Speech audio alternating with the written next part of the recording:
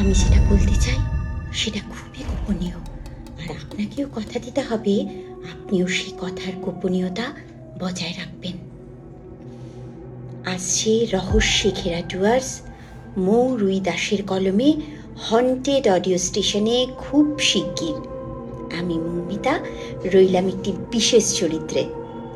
রহস্যে ঘেরা এই গল্পটি যদি তোমাদের ভালো লাগে তাহলে অবশ্যই চ্যানেলটিকে সাবস্ক্রাইব করে দিও।